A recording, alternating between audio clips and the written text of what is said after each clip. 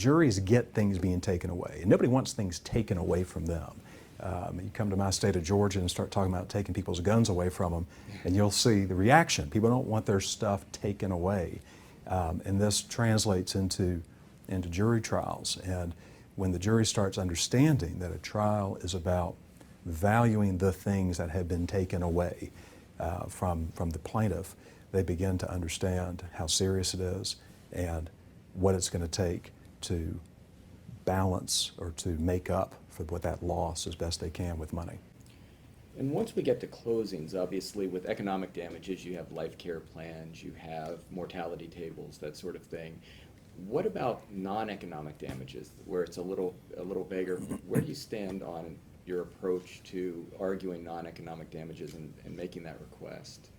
Well, arguing non-economic or pain and suffering damages, they're called, it can be the biggest challenge in a trial because there's not a book of formulas that shows you how to do it.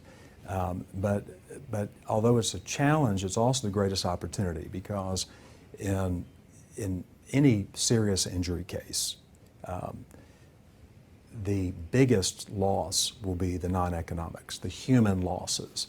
In trials, sometimes I call them the diamonds in our lives, the things that matter the most to us. And if those things are taken away, then nothing else really matters. I mean, your quality of life just goes down the tubes. So they're different. We could talk for hours about the different ways to approach non-economic damages. But my overall philosophy is that the jury needs to understand what has been taken away from my client and what experiences in relationships have been taken away or negatively impacted. You've heard expert witnesses on all kinds of things in this case. You've heard expert witnesses on medicine, economics, life care planning. But you, 13 folks, are the expert witnesses on quality of life damages, on the things that matter. You are the ones who speak and draw your common experiences together to really understand what it means to be blind, to understand what it means to lose almost everything in your life. Philip talked about, he's kind of in no man's land. She can't see and she can't walk. Her sister Ricky Ann said, if only she could see. Remember that? She said, if only she could see. She could see TV. She could watch her baseball team, the Braves, that she loves. Forgive me, but she could watch Alabama beat Auburn sometimes. She could just see how much love and joy that would give her. People care about relationships. We care about people, and we identify ourselves by our relationships. You ask anybody out there on the street, a stranger, well, tell me about yourself. I mean, almost immediately they will tell you about themselves in connection to other people. I'm married, been married for 40 years, I have 3 beautiful children. People are drawn to the relationships. So in talking about non-economic losses, I want the jury to understand how a mother's relationship with a child has been lost or harmed. I want the jury to see how a husband of 30 years now is a full-time caregiver for his disabled wife and how his love has never faltered and his commitment to her has never faltered. I want the jury to see those relationships come to life, and in that way they're able to understand and value what these losses are. It's not about adding up the medical bills. We don't need juries for that. It's not about calculating future life care plan factors. We don't need jurors for that. We just have experts do that. But I tell the jury a lot of times that they are the experts in what it means to have quality of life, and that they're the experts in what the value of a smile is from a child that's you'll never see again because your eyes have been closed, or the inability to walk your daughter down the aisle at her wedding. Those are the things that matter, and that's why we need juries to value those. And juries get that. They get that. And when you make that argument, how do you feel about there are a lot of different approaches, as you said. Some attorneys will leave it to the enlightened conscience, as the Georgia language says, enlightened conscience of the jury, without a suggestion. Others will put a number on it, a suggestive number. Others will give a range. Where do you stand on that?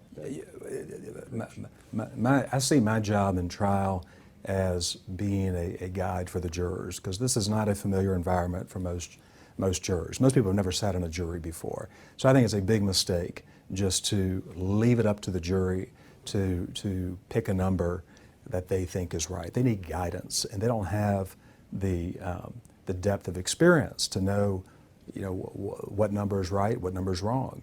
So, and just another observation, I don't have any basis for this other than just my feelings, but I believe a lot of lawyers will leave, or the lawyers that leave it up to the jury are afraid of saying what the number is because they're afraid it'll hurt their credibility. They may not really believe in the number they're asking for, so there's a fear factor. And it's not easy talking about money. So before you can ask the jury for money, you, the attorney, has to do an assessment of what your relationship is with money, because people have different experiences. People have they've grown up with or without money. They've grown up with a relationship with money that could be very different person to person. I grew up in a house where it was considered rude to talk about money, and you didn't talk about how much things cost, or if you did, don't talk about that. That's kind of rude. Other families and close friends of mine that I've had this conversation with talk about, money was very much a topic growing up, and how to invest it and how to use it and what things cost and how to save money. I mean, it was more open.